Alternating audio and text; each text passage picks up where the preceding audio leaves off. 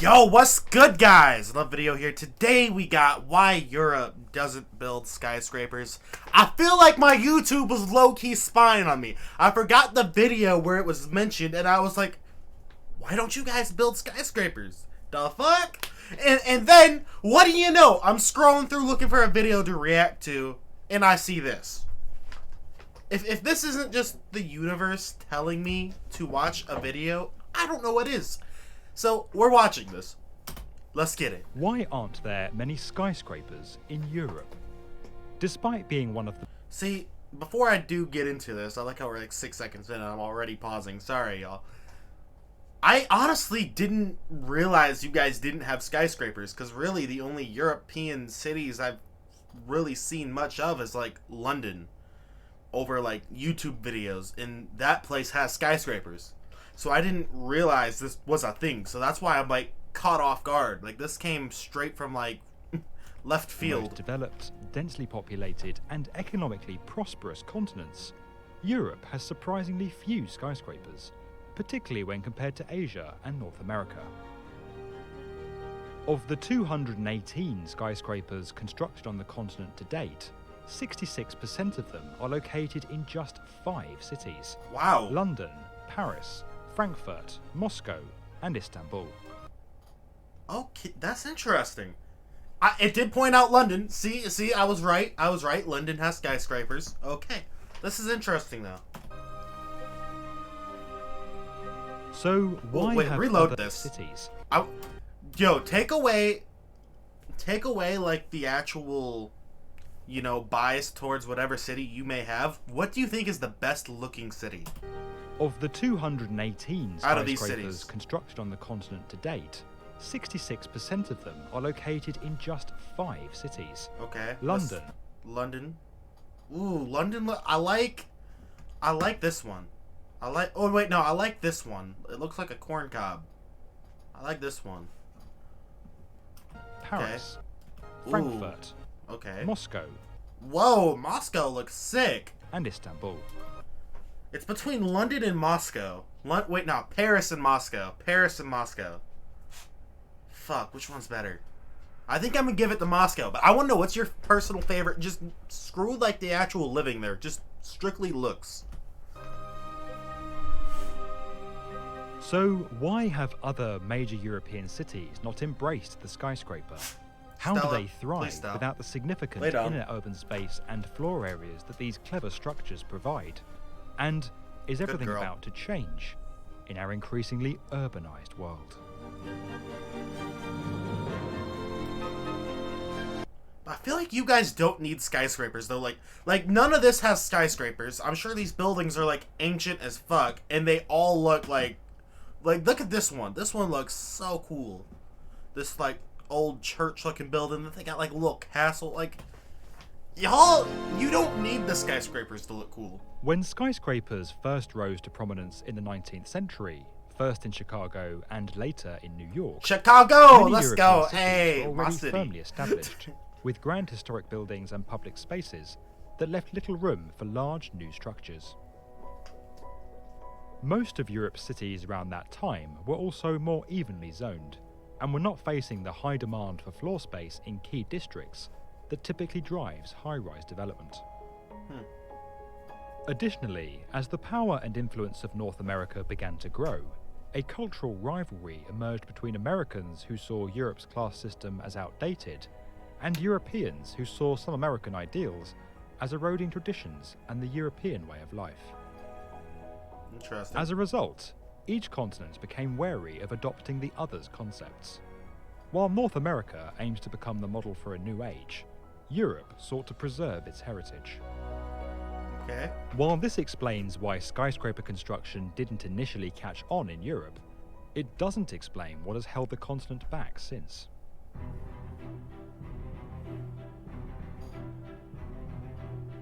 In the wake of the Second World War, many thought European cities would modernize and replicate the skyscrapers that were rising across North America. Damn. However, in Western Europe, London, damn, y'all got fucked up by the... Damn. where many cities lost landmark and historic structures, An overwhelming desire to restore what had been destroyed took hold. Okay, so y'all basically copied your old buildings. In addition, the lower population of Europe at that time meant that the demand for floor area that principally drives skyscraper construction wasn't there.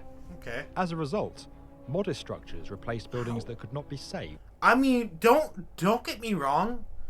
Your buildings are, like, yo, you guys really don't need skyscrapers to have pretty cities. Like, I actually like these a lot, but I feel like it takes away a little bit of, like, the cool factor for me, knowing that, like, a lot of the buildings in your cities aren't the original buildings that are basically remakes.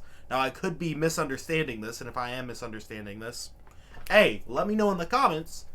And I'm sure there are a lot of original buildings too, but that takes away a lot of the cool factor for me. I'm not gonna lie. Or restored. They're still pretty though. They are definitely still pretty. Oh, fuck, I didn't mean to hit that. Meanwhile, in Eastern Europe, the expanding Soviet Union's rebuild efforts consisted largely of mid-rise repetitive structures that sought to rehouse much of the population. Nah, that's... I'm sorry, strictly speaking on looks, nah, those are like the most ugly. Like, this gotta be the most ugly ones. I'm sorry if you live here. Like, I am not trying to shit talk, but no. The Europe's non-skyscrapers are better than these. It was during this time... Okay, that one looks sick, though. That one looks sick. Europe saw its first skyscrapers begin to rise. Not in response to growth and prosperity, but in an effort by the Soviets to indicate their power and influence.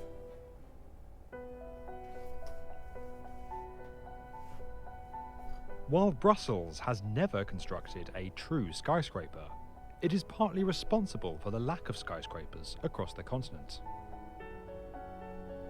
Without any significant zoning regulations in place, the 1960s saw many buildings in the city demolished to make way for large, modern structures that had little regard for architectural or cultural value. Recognizing the damage this indiscriminate redevelopment was doing to the city, many prominent figures and architects coined the term Brusselization and lobbied to introduce new planning laws.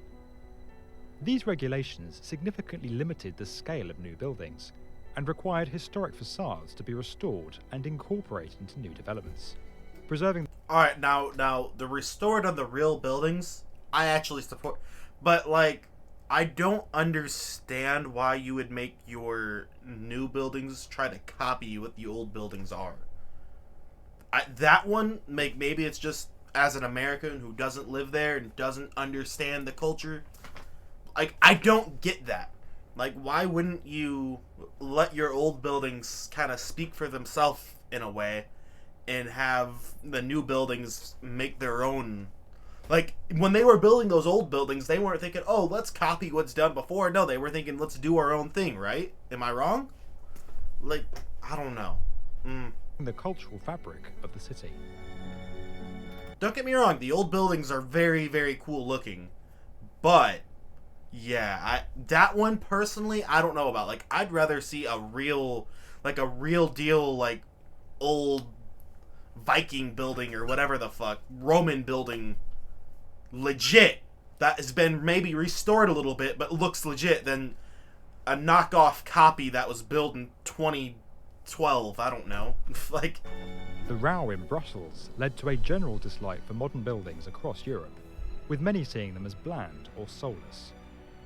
In response, numerous cities understandable.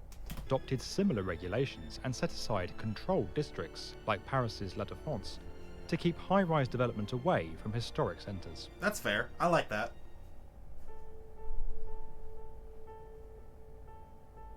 By the start of the 21st century, attitudes around tall buildings were softening across the continent, as architectural trends moved away from box-like structures towards more unique designs, and as the world became increasingly globalized.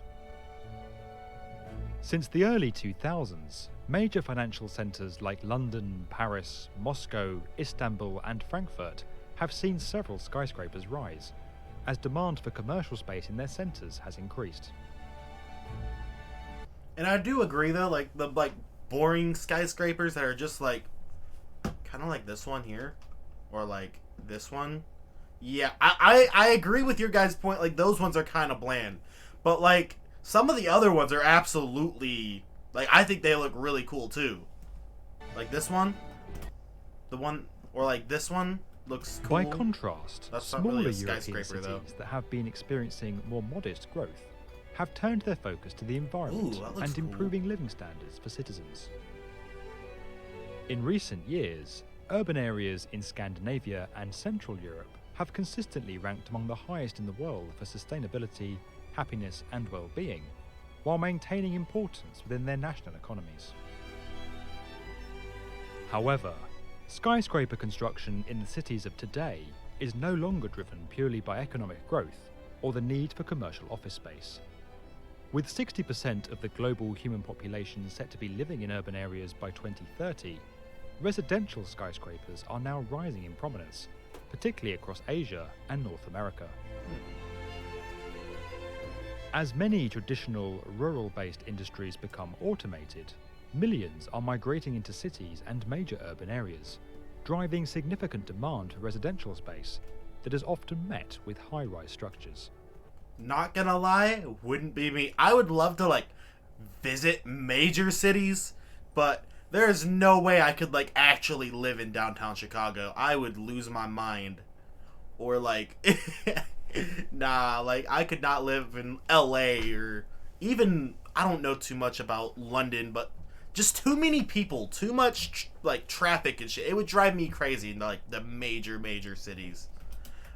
I don't know enough about London though, so maybe I'm wrong about London.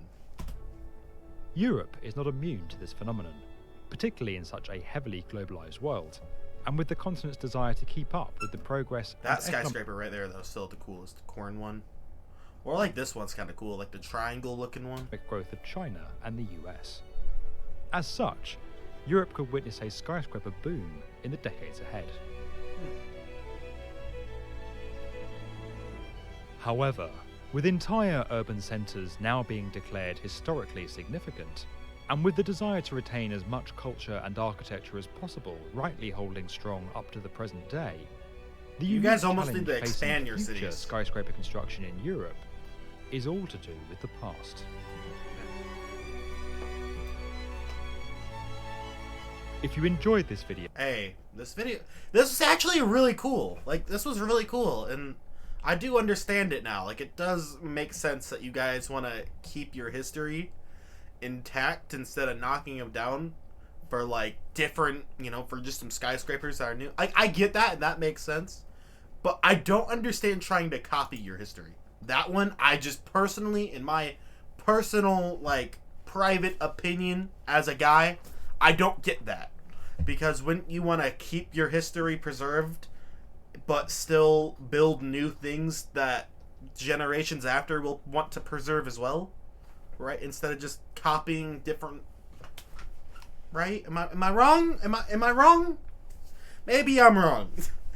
But hey, I almost feel like you guys need to like build skyscrapers, but just expand your cities elsewhere. I don't know. Hey, give me a fat ass like, comment, subscribe, ring the bell, let me know what to watch next. And yeah, I'm out. Shout out to the B1m because this dude made a banger of a video here. Bye.